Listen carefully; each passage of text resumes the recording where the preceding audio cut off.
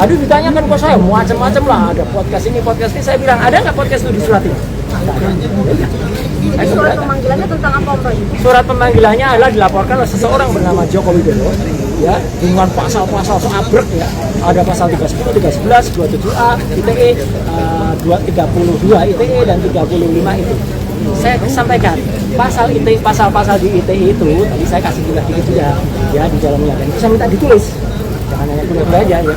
Pasal ITE itu dibuat oleh Indonesia supaya kita itu diakui di dunia internasional untuk informasi dan transaksi elektronik, bukan untuk mempidanakan ya gitu. Jadi jahat kalau ada orang menggunakan pasal ITE untuk mempidanakan. Siapa yang jahat? Tahu sendiri lah siapa yang lapor ya gitu. Jadi artinya kalau dia malah mengarahkan pasal-pasal ITE untuk mempidanakan, ini kita ingat kasus Pelita Mulyasari, kita ingat kasus yang lain yang malah justru dengan ITE mempidanakan. Pasal itu justru adalah kalau orang mengunggah suatu gambar yang tidak asli tapi dikatakan asli, ya itulah harusnya yang kena. Kader salah satu partai sebar ijazah itu yang dulu yang kena. Tapi saya pun tadi dipancing kenal itu enggak, itu nanti biar dilaporkan oleh yang lain.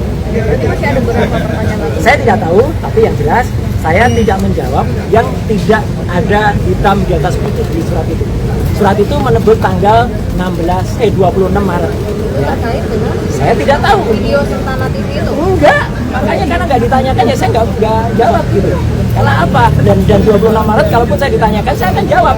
Saya ada di mana, posisi apa, tapi yang jelas tidak dalam surat itu. Terus yang kedua adalah ketika terlapornya tidak ada. Nama terlapornya nggak ada, ini kan lucu banget ya. Jadi saya kritisi kepada kepolisian, kepada Kompolnas. Tolong cek anggota-anggota Anda di Polda Metro Jaya ini. Yang mana ada surat pelapor, nggak ada terlapornya. Kalau ternyata terlapor itu adalah saudara kita nggak boleh bersaksi untuk saudara kita.